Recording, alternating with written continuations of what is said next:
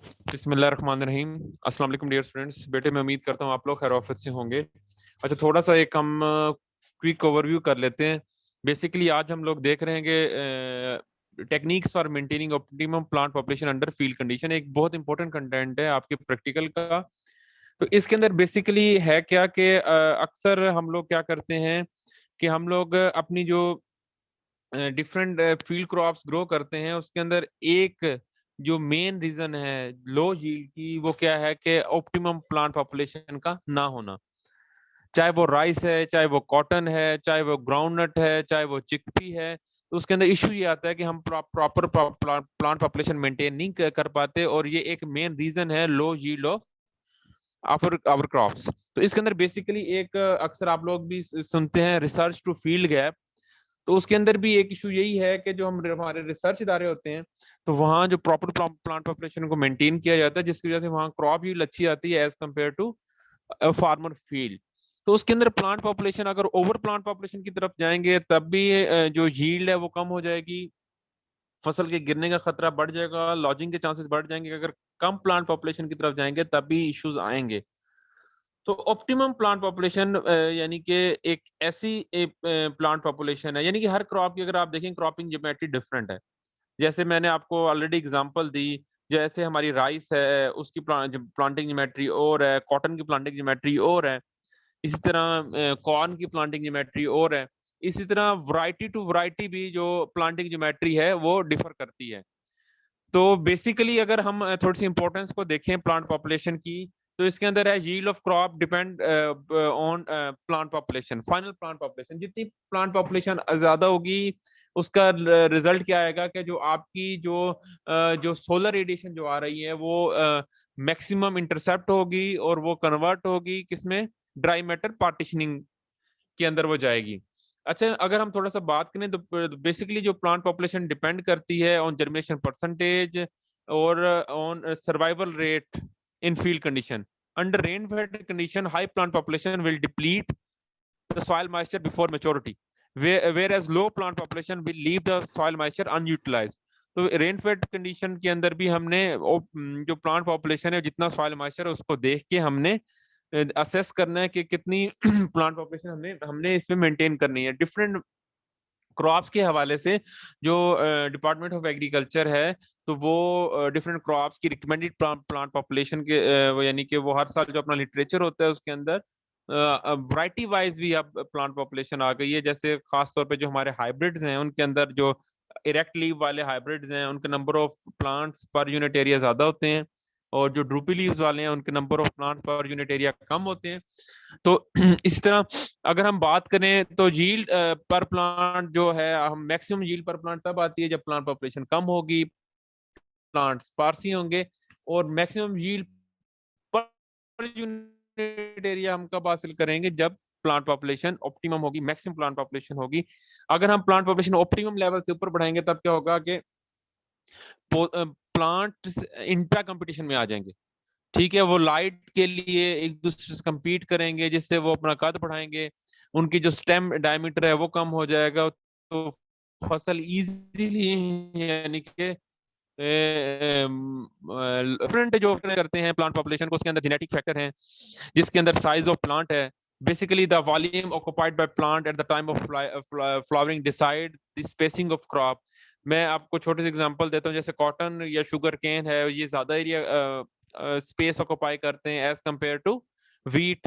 तो इवन के जैसे में हमने ड्रूपी लीव रेक्ट लीव वाली वैरायटीज की बात की, या कॉटन की बात करें तो उसमें सिंगल स्टिक वैरायटीज हैं और बुशी वैरायटीज हैं। ठीक है, तो with in cotton crop different varieties की जो प्लांटिंग ज्योमेट्री है, जो रिकमेंडेड प्लांट पॉपुलेशन है वो डिफरेंट होगी। इसके बाद इलास्टिसिटी ऑफ प्लांट के अंदर अगर टिल्डिंग कैपेसिटी है तो वो अपनी प्लांट पॉपुलेशन को पूरा कर सकता है। अगर वो बुशी टाइप है, ठीक है, तो इससे भी उसको अपनी नई ब्रांचेस निकाल के तो वो जो स्पार्सी एरिया को कवर कर सकते हैं। इसके बाद फॉरेजिंग एरिया और सॉइल कवर, वो क्रॉप जो सॉइल को जल्दी कवर कर लेती हैं उन क्रॉप्स में जड़ी बूटियां उगने के चांसेस कम हो जाते हैं और वो ज्यादा अच्छे तरीके से जो है सोलर रेडिएशन को इंटरसेप्ट कर लेती हैं। फॉर एग्जाम्पल ऐसी क्रॉप्स जो क्लोजली स्पेस क्रॉप्स हैं जिनके अंदर proper plant to plant distance maintain नहीं होता, जैसा कि गंदम है, जैसा कि बार्ले है, जैसे आपके ओट्स हैं, ठीक है। इसके बाद क्रॉप एंड वैरायटी ऑलरेडी, यानी कि जैसे मैंने आपको बताया कि डिफरेंट जो जो क्रॉप्स हैं, जैसे कॉटन की प्लांट पॉपुलेशन रिकमेंडेड मुख्तलिफ है। गंदम के हवाले से हम बात करें 10 लाख पौधा होना चाहिए। कॉर्न की अगर ड्रूपी लीव्स वाली कॉर्न है उसके 28,000 पौधे पर एकड़ होने चाहिए। रेक्ट लीव वाली की बात करते हैं 33,000 पौधे होने चाहिए। ऐसे गंदम की सॉरी कपास की अगर हम बुशी वैरायटीज की बात करते हैं तो वो 18,000 पौधे होने चाहिए। तो क्रॉप टू क्रॉप और इवन वैरायटी टू वैरायटी भी जो प्लांट पॉपुलेशन है वो डिफर करती है। जो डिफरेंट इन्वायरमेंटल फैक्टर्स हैं जो अफेक्ट करते हैं प्लांट पॉपुलेशन को, उसमें टाइम ऑफ सोइंग है। मिसाल के तौर पे अगर हम अर्ली कॉटन लगाते हैं, फरवरी के महीने में कॉटन लगाते हैं, उन दिनों में टेम्परेचर बहुत लो होता है, जर्मिनेशन काफी लेट होती है, कुछ सीड जमीन में पड़ा पड़ा ही गल सड़ जाते हैं। तो लाजमी बात है ऐसी हालात में हमें ज्यादा सीडेड यूज करना पड़ेगा। इसी तरह अगर हम बात करें कि जो टाइम ऑफ सोइंग है वो कैसे अफेक्ट कर रहा होता है प्लांट पॉपुलेशन को, थोड़ा सा अगर आप देखें, वो गंदम जो हम 15 नवंबर से लेके 30 नवंबर तक लगाते हैं, और वो गंदम जो हम यकम जनवरी को लगा देते हैं, तो उसकी प्लांट पॉपुलेशन का भी जमीन आसमान का फर्क होता है। क्योंकि जो हम नवंबर में लगाते हैं उसकी जर्मिनेशन परसेंटेज अच्छी होती है। हम आप लोग सुनते आते हैं कि गंदम के जैसे हम गंदम की लेट बिजाई करें तो हम क्या करें, सीड रेट बढ़ाते जाएं। तो इसके साथ फिर रेनफॉल या इरिगेशन, ये बहुत इंपॉर्टेंट फैक्टर है। Plant population has to less under rainfed condition में कम होनी चाहिए than irrigated condition. Under more planting densities, more water is lost through transpiration. ये ऑलरेडी हम ये चीजें, ये कंसेप्ट ऑलरेडी क्लास में डिस्कस कर चुके हैं। Under adequate rainfall irrigation high plant population is recommended. अगर हमारे पास जो सफिशिएंट मॉइस्चर अवेलेबल है, इसके रेनफॉल या सफिशिएंट हो जाती है, तब हम हाईएस्ट रिकमेंडेड प्लांट पॉपुलेशन हम मेंटेन करें अपने फील्ड में, ताकि हम अच्छी से अच्छी यील्ड हासिल कर सकें। फर्टिलाइजर एप्लीकेशन के इसके बाद हम बात करेंगे। Higher plant population is necessary to fully utilize higher level of nutrients in the soil to realize the higher yield. Nutrient uptake increase at optimum plant population. इसमें जो हायर प्लांट पॉपुलेशन है, लो fertility के ऊपर अगर हम proper यानी कि fertiliser को सप्लीमेंट नहीं करेंगे तो उससे उससे उसका उसका नुकसान क्या होता है। उसका नुकसान ये होता है कि पौधे न्यूट्रिएंट डेफिशिएंसी सिम्टम शो करना शुरू कर देते हैं। कि अगर जमीन के अंदर न्यूट्रिएंट्स कम होंगे, प्लांट पॉपुलेशन ज्यादा है, तो तमाम प्लांट्स ने कोशिश करनी है कि फटाफट वो रिक्वायर्ड न्यूट्रिएंट्स को जमीन से इंटरसेप्ट कर ले। तो जो प्लांट्स को न्यूट्रिएंट्स अवेलेबल नहीं होंगे तो उन प्लांट्स के ऊपर डेफिशिएंसी सिम्टम्स आएंगे। ठीक है। इसके बाद सीड रेट बेसिकली क्या है, ये भी एक सोर्स है प्लांट पॉपुलेशन को मेंटेन करने का। तो it involves quantity of seed sown per unit area. तो इसके साथ साथ सीड की वायबिलिटी कैसी है। एक तो जर्मिनेशन परसेंट, जर्मिनेशन तो अच्छी है, मगर वो इतना वायबिलिटी कैसी है। ठीक है। और एक विगर, एक वायबिलिटी होती है, एक सीड विगर होती है। एक विगर क्या है, स्ट्रेंथ ऑफ बीइंग अलाइवनेस, वो कितना यानी कि वो एनवायरमेंटल जो स्ट्रेसेस को बर्दाश्त वो आपका सीड कर सकता है। तो ये चीजें डिसाइड करती हैं उसकी स्टैंड एस्टेब्लिशमेंट कैसी है, कि प्लांट पॉपुलेशन आपकी कैसी होगी। Under broadcasting the seed rate is higher when compared with line sowing या ट्रांसप्लांटिंग। ब्रॉडकास्टिंग जब भी करते हैं हमें सीड रेट हम ज्यादा यूज करते हैं, क्योंकि लाइन सोइंग के अंदर हमने क्या करना होता है, प्रॉपर जब रो टू रो डिस्टेंस मेंटेन करते हैं तो सीड रेट कम लगता है। इस तरह जब हम कोई फसल बेड्स पे लगाते हैं, चौका मेथड के जरिए लगाते हैं, तो उसमें भी आपका जो सीड रेट है वो कम होता है। इसके साथ हम आफ्टर कल्टीवेशन क्या कर सकते हैं। It basically refer to culture operations like thinning, gap filling, harrowing, tilling, and other operations which are carried out in field after crop has emerged. Thinning और जो गैप फिलिंग है, basically these are done to keep optimum plant density. जैसे कपास है, हम drill के जरिए लगाते हैं, तो कपास हम ड्रिल के जरिए लगाते हैं, तो उसमें हम प्लांट्स पर यूनिट एरिया बाजुकात प्लांट पॉपुलेशन बढ़ जाती है। तो अच्छी औसत लेने के लिए फिर हम क्या करते हैं कि थिनिंग करते हैं, जो एक्स्ट्रा प्लांट्स हैं उनको रिमूव कर देते हैं।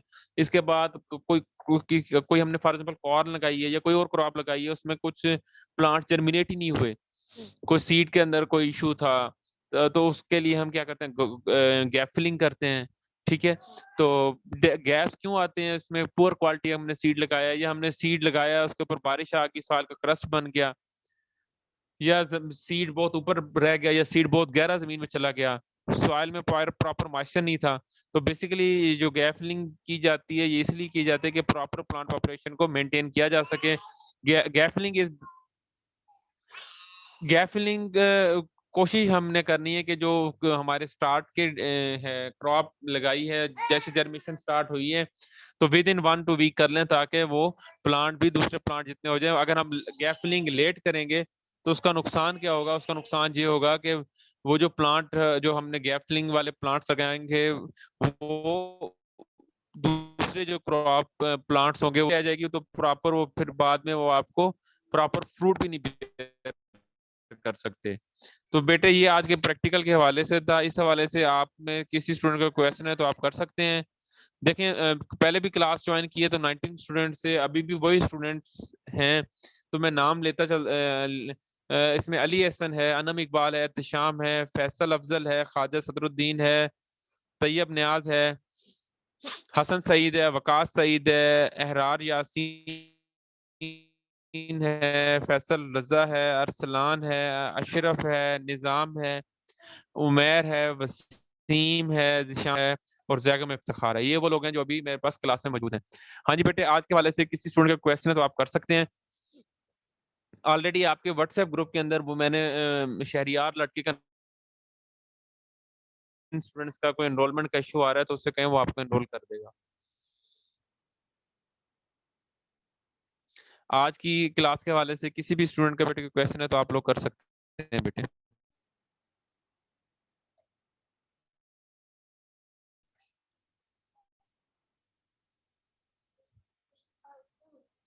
किसी का कोई क्वेश्चन नहीं है? सर ये चले ठीक है, प्रैक्टिकल मैं की कॉपी जी जी बनानी है सर, उसको उसका कोई मैथ बता दें सर आप। बेटे प्रैक्टिकल कॉपी बनानी है। जो प्रैक्टिकल में हम चीजें पढ़े वो आपने प्रैक्टिकल की कॉपी पे नोट डाउन करनी है। अगर फर्ज किया ये सेमेस्टर पूरा ही ऑनलाइन रहता है तो फिर आपने प्रैक्टिकल कॉपी को स्कैन करके तो वो ये मूडल एलएमएस के ऊपर ही टर्न इन कर देना है। समझ आ रही? मैं आपको असाइनमेंट दूंगा, आप उसमें वो अपनी कॉपी टर्न इन कर देंगे तो आपकी कॉपी की बेस के ऊपर आपको मार्क्स मिल जाएंगे। ठीक है बेटे? Okay sir.